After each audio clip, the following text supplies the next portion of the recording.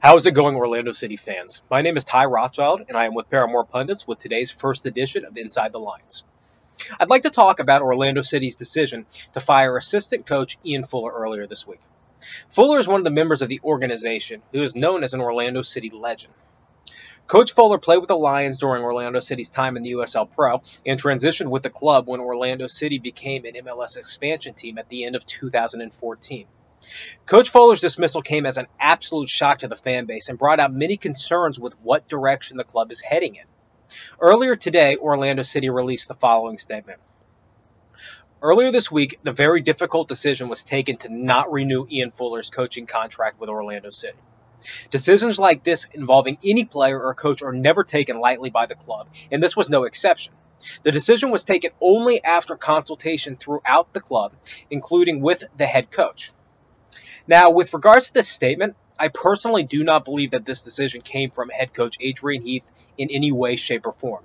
Even though he may have been consulted as per the statement, it is very hard to imagine that Heath wanted any part in letting Fuller go. Fuller was a very positive influence to the younger players on the squad and was a very energetic and uplifting member of the coaching staff as well. It would not be uncommon to see Fuller staying at training late to work with some of the younger members of the squad to help with their development. In an interview with Orlando Sentinel's Paul Tenorio, Fuller stated his devastation with the move. He also stated his shock and disbelief over the decision, which calls into question on exactly why the move was made. The most intriguing part of the decision to let Fuller go is to why they decided to do it with only 1 month before the beginning of training camp. This is extremely difficult for Fuller considering he does not have a lot of time to find another job in MLS before the beginning of training camp in January. It's also hard to believe that Heath would have any interest in letting Fuller go under those conditions. It would not be a surprise if Orlando City announced the hiring of another assistant coach in the next few weeks to replace Fuller. The hire will most likely have some sort of tie to South America, considering owner Flavio Augusto da Silva is Brazilian, and he has also done a great job of connecting with the Brazilian fan base. Brazil sends more tourists to Central Florida than any other country, and having that connection does help immensely with Orlando City's marketing. Many fans and members of the media have questioned whether or not Coach Adrian Heath could be next.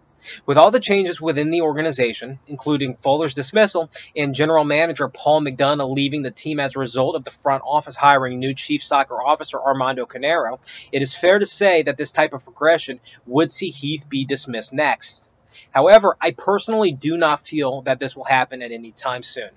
Even though the organization is making all of these moves, I do not foresee any reason for the organization to want to get rid of Heath, regardless of their unexpected move to dismiss Fuller. Adrian Heath is one of the most beloved members of the OCSC organization, and I believe that the organization understands that getting rid of him without really a true reason would cause a lot of backlash from the fan base, and that is something that they truly would like to avoid. Besides, Heath is a fantastic coach anyways, and he's truly capable of bringing an MLS championship to Orlando. Even though nothing in sports is ever a sure thing, I do believe that Adrian Heath will be the head coach of Orlando City throughout 2016 and most likely further than that. Thanks for tuning in to this week of Inside the Lions. I'm Ty Rothschild with Paramore Pundits. See you next time.